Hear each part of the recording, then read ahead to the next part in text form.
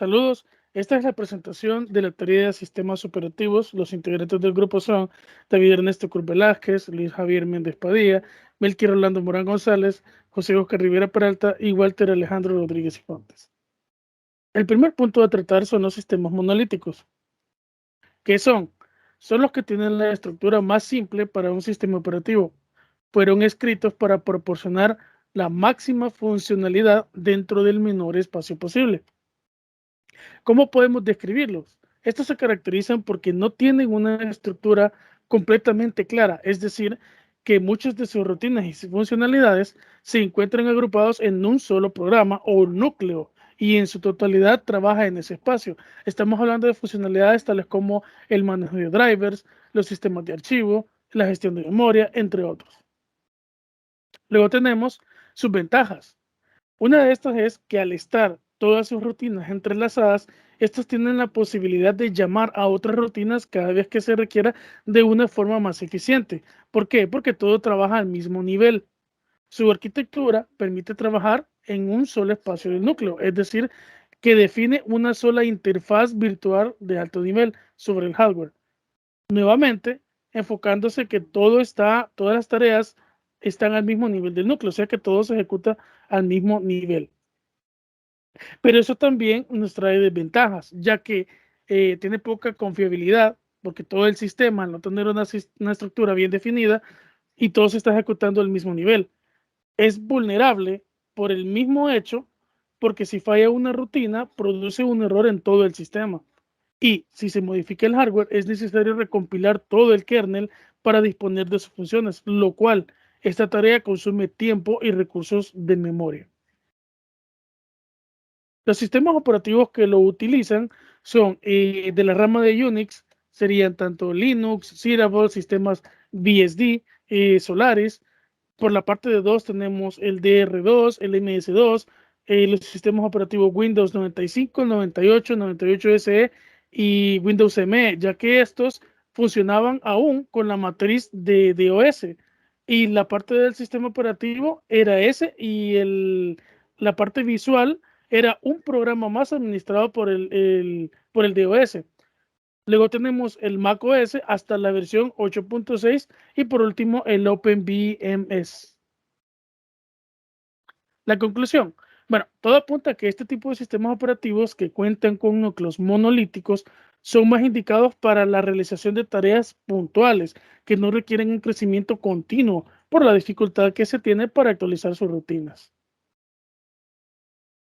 Sistemas micronúcleo. ¿Qué es? El micronúcleo o microkernel es un núcleo pequeño del sistema operativo que proporciona las bases para ampliaciones modulares futuras. En el micronúcleo, solo las funciones más importantes del núcleo del sistema operativo deben permanecer en el kernel. Las aplicaciones y servicios que brinde el sistema operativo se construyen sobre el micronúcleo y se ejecutan en el modo de usuario. Los componentes del sistema operativo externo, el micronúcleo, se implementan como procesos servidores. Estos se comunican entre sí a través del núcleo por medio de mensajes. A esta arquitectura se le conoce como cliente-servidor y es la función más importante del micronúcleo. La ventaja que tiene este sistema es su fiabilidad. Es más fácil corregir fallos en sistemas pequeños y se puede realizar pruebas más rigurosas que en un sistema mucho mayor. También la descentralización de los fallos ayuda a que el sistema, si hay algún error en alguna parte del sistema, no colapse todo. También facilita la extensibilidad, permitiendo agregar nuevos servicios sin tener que reescribir todo el código. Y la facilitación para crear y depurar controladores de dispositivos. Sin embargo, no es perfecto, hay desventajas. Y la principal desventaja que tiene es que el rendimiento es menor en comparación con los anteriores sistemas. Mayor complejidad en el código y la anulación de las ventajas de Zero Copy.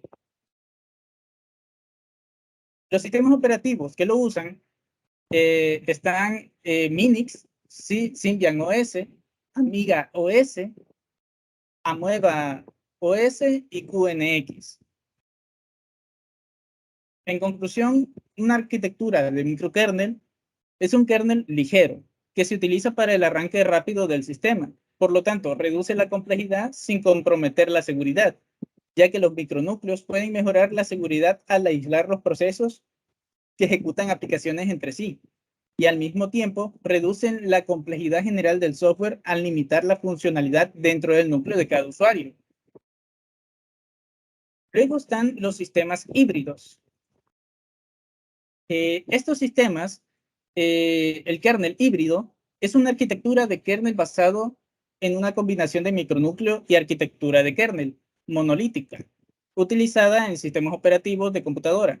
Este enfoque de kernel combina la velocidad y el diseño más simple del kernel monolítico con la modularidad y seguridad de ejecución del micronúcleo. Un kernel híbrido ejecuta algunos servicios en el espacio del kernel para reducir la sobrecarga de rendimiento de un micronúcleo tradicional, mientras sigue ejecutando el código del kernel como servidores en el espacio del usuario.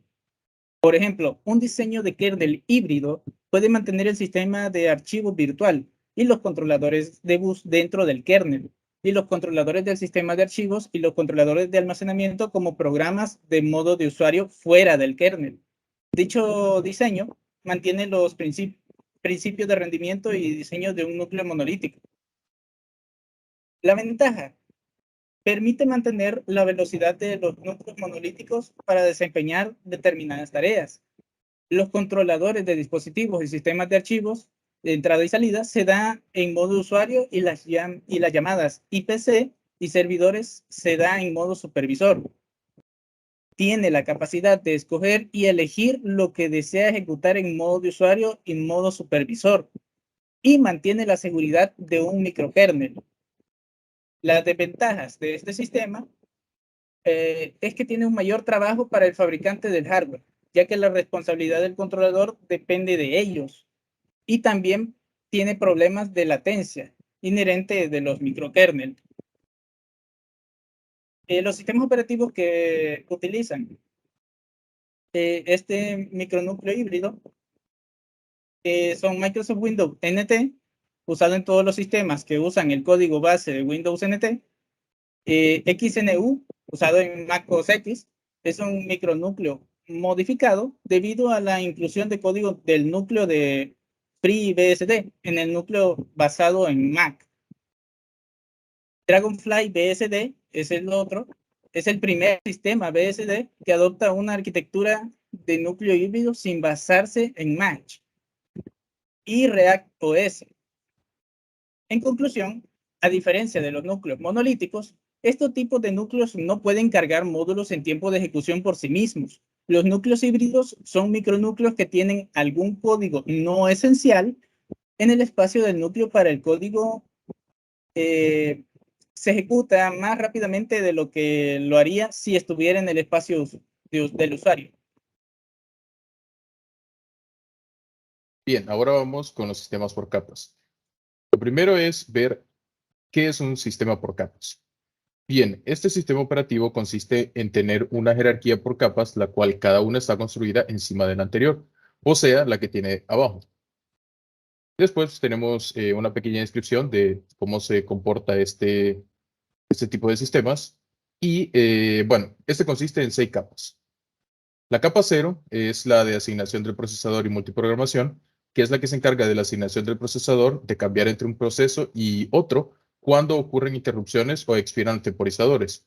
La capa 1 es la de administración de memoria y tambor, que es la que se encarga de la administración de memoria, es decir, es la que asigna espacios para los procesos en la memoria principal y en un tambor de palabras de 512K, el cual se utiliza o utilizaba, mejor dicho, para contener partes de procesos, es decir, páginas. La capa 2 es el de comunicación operador-proceso, y este es el que se encarga de la comunicación entre entre cada proceso, perdón, y la consola del operador. El operador es el usuario, ¿verdad? La capa 3 es el de administración de la entrada-salida, el cual se encarga de administrar los dispositivos de entrada-salida y de guardar en búferes los flujos de información dirigidos para y desde ellos. La capa 4 es el programa de usuarios. Este es donde se encuentran todos los programas de usuario y no tienen, bueno, para que eso no tengan que preocuparse para la administración de los procesos. La capa 5 es el del operador, que en este caso, la capa se localiza en el procesador, en el proceso de operador del sistema. Después tenemos algunas ventajas de este tipo de sistemas, que pues la primera es la modularidad. Bueno, ya que este diseño promueve la modularidad, porque cada capa solo realiza las tareas para las que están programadas específicamente.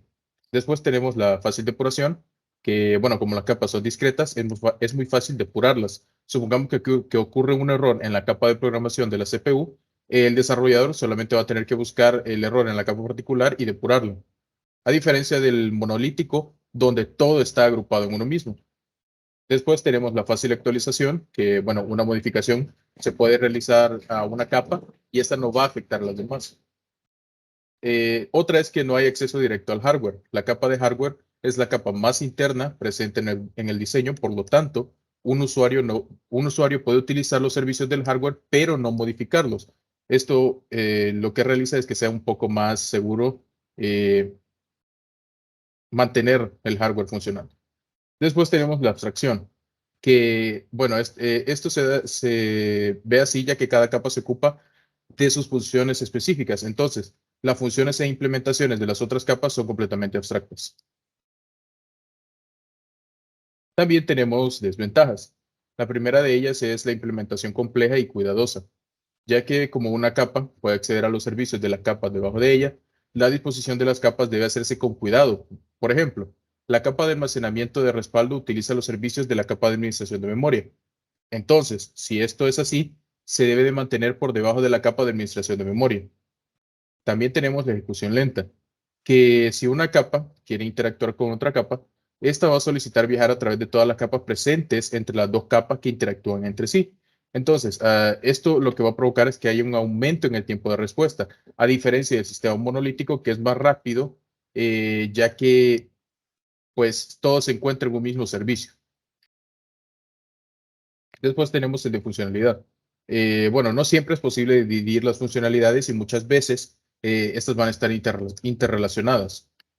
Después tenemos la comunicación y es que no hay comunicación entre las capas adyacentes. Sistemas operativos que lo utilizan. Bueno, el primero que fue construido fue el sistema THE, que fue construido para una computadora en los Países Bajos. Y bueno, esta fue construida específicamente para la computadora electrológica X8. Después tenemos el sistema operativo Multics, los sistemas operativos de Windows a partir del XP y los sistemas operativos Linux. Bueno, como conclusión, bueno, tenemos que muchos sistemas modernos utilizan un enfoque en capas, reservando ciertas operaciones para usuarios privilegiados, como lo sería root en Linux y admin en Windows. Es decir, que los sistemas informáticos en capas son más comunes en los sistemas informáticos en los que los humanos van a interactuar con los ordenadores, pero en situaciones puramente industriales donde el trabajo de la computadora es muy parecido a un ser humano que realiza una tarea repetitiva, lo que va a tender es a ser un sistema monolítico. Bien, para continuar, hablaremos de las máquinas virtuales. ¿Qué es? Las máquinas virtuales son software que emulan un sistema operativo, tomando recursos de hardware de otra máquina anfitriona física. En la descripción, básicamente se hace pasar por otro dispositivo, que puede ser una computadora, un teléfono, entre otros. Los recursos que utiliza, tales como la memoria o el disco duro, son fragmentos de los recursos reales de la máquina anfitriona. Las acciones que se hacen dentro de la máquina virtual no afectan la máquina anfitriona o host, ya que son dos sistemas separados. Ventajas. Tenemos que permiten probar otros sistemas operativos sin tener que cambiar el que está corriendo actualmente en la máquina host. Tenemos también que en una máquina virtual se puede instalar un sistema operativo antiguo y ejecutar un programa compatible con él. Utilizar aplicaciones que solo están disponibles para otros sistemas. Y para mayor seguridad se pueden utilizar máquinas virtuales como sandbox o cajas seguras, que son máquinas virtuales aisladas del resto del sistema host y se puede ejecutar malware para estudiarlo. En la industria del gaming, las máquinas virtuales aportan gran versatilidad, ya que los usuarios pueden ejecutar juegos cuyos recursos son muy exigentes que de otra manera no podrían ejecutar en sus máquinas host. El rendimiento del juego ya no viene dado por los recursos físicos, sino por el ancho de banda con el que se conectan con lo que se conecta el servidor que aloja la máquina virtual. Costos reducidos, por ejemplo, para empresas emergentes que no tienen muchos recursos para montar grandes centros de datos, con el uso de las máquinas virtuales pueden ahorrar gastos de mantenimiento, seguridad, electricidad. Desventajas. Utilizar máquinas virtuales requiere un esfuerzo extra por parte de la máquina host, ya que la virtual consumirá una parte de los recursos de la máquina física y estos son limitados, se tendrá una caída de rendimiento. Para acceder a la máquina virtual de forma remota se necesita una conexión a Internet estable. Los aplicativos y el sistema operativo de la máquina virtual en sí no acceden directamente al hardware de la máquina host, sino pasan a través de capas, desde los controladores virtuales al sistema operativo host y luego al hardware físico. Los sistemas operativos que los usan, tenemos Windows, Linux, Unix y algunos hipervisores más conocidos para crear máquinas virtuales son Oracle VirtualBox, VMware Workstation y Hyper-V.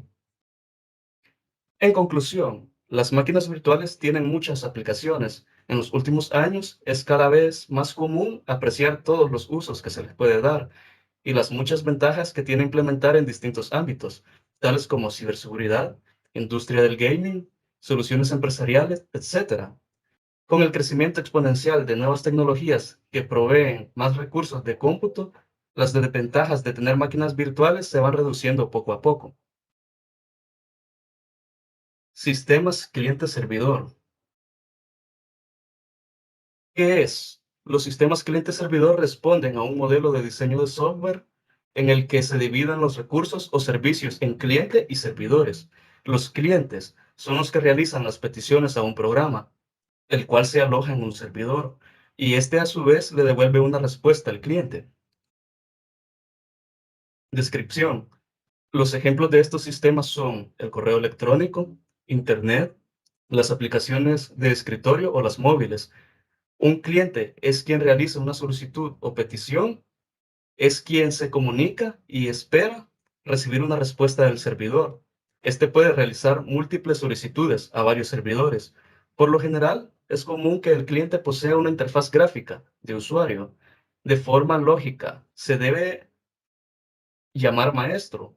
El servidor es el receptor de las solicitudes y éste espera que lleguen las peticiones del cliente y solamente responden de forma lógica. Se conoce como esclavo. Es capaz de aceptar múltiples conexiones o peticiones de clientes al mismo tiempo. Por supuesto, está limitado a la capacidad máxima de solicitudes que puede atender de forma simultánea. Casi siempre, estos no poseen una interfaz gráfica, sino que se maneja a través de consola, aunque hay excepciones. Las ventajas. Centralización del control. Los accesos, recursos e integridad son los controlados por el servidor. Tenemos los servicios. Son escalables, es decir, que pueden aumentar la capacidad de conexiones simultáneas para permitir más peticiones del cliente. Fácil mantenimiento. Al estar con cargas distribuidas, es posible redirigir la carga al otro servidor mediante se le da mantenimiento al otro. Desventajas. Congestión de tráfico es un problema, ya que si se sobrepasa el máximo de peticiones que un servidor puede ejecutar, este puede verse afectado en sus funciones. El software y el hardware son determinantes, ya que un servidor necesita tener grandes recursos con respecto a los clientes para poder aceptar muchas conexiones. No se tiene la robustez de una red P2P, ya que un servidor caído no puede satisfacer las peticiones de los clientes. Los recursos no están distribuidos en varios nodos de la red. Sistemas operativos que lo usan. Tenemos Microsoft Windows Server, tenemos GNU Linux Server y Unix. En conclusión, Prácticamente la arquitectura cliente-servidor se utiliza en innumerables aplicativos y servicios. La mayoría de los servicios que funcionan con Internet son de tipo cliente-servidor. El hecho de visitar un sitio web requiere un cliente que realiza la petición a un servidor en el que se aloja la página web. La computadora y el navegador web del usuario son considerados un cliente y las bases de datos pueden considerarse como un servidor. Muchas gracias. Esta ha sido nuestra presentación.